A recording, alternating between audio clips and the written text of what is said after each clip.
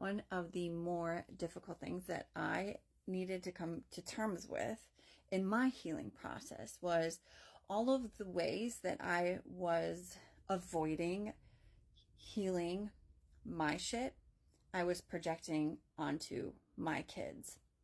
So all of the aspects that I worked on bettering myself was merely also impacting my children because I was emotionally negligent to myself and emotionally unaware of how to be present for me and how to actually heal those past perspectives and cognitive biases of the world.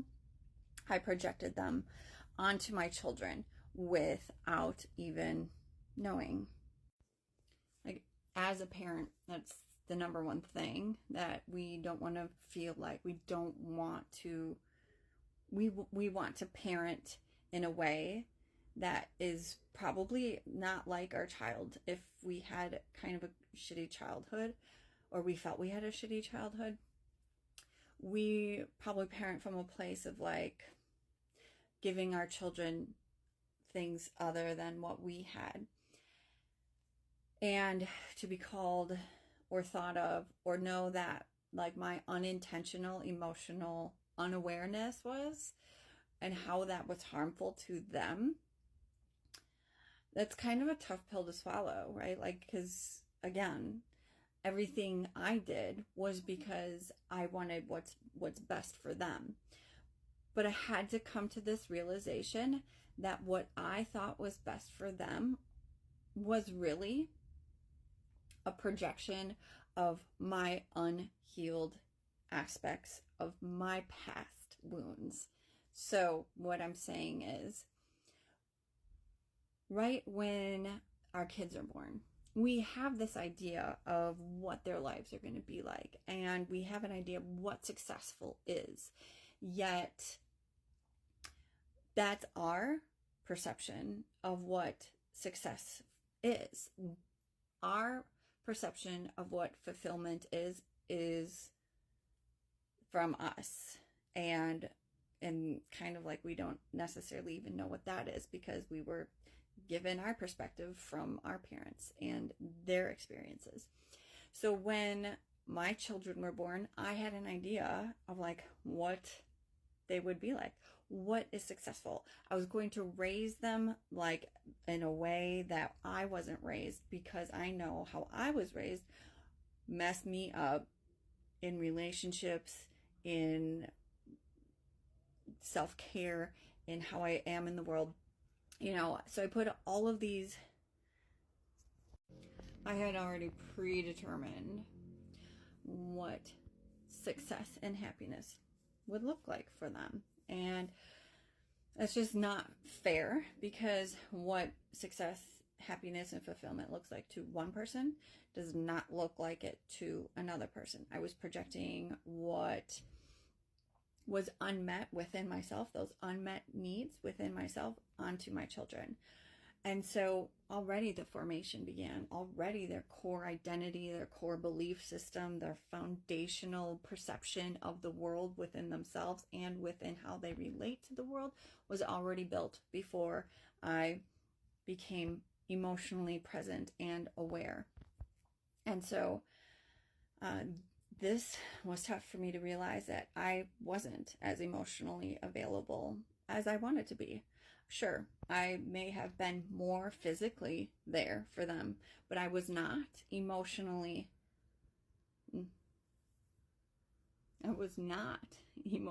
present like I had really wanted.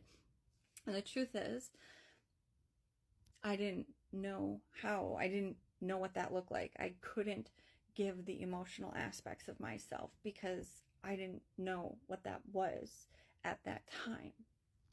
And so while I gave my kids the most beautiful foundations of living scenarios, and that's not necessarily true either. We have a great home. We have all of the material needs met, right? but the emotional aspect of it and my presence was not there.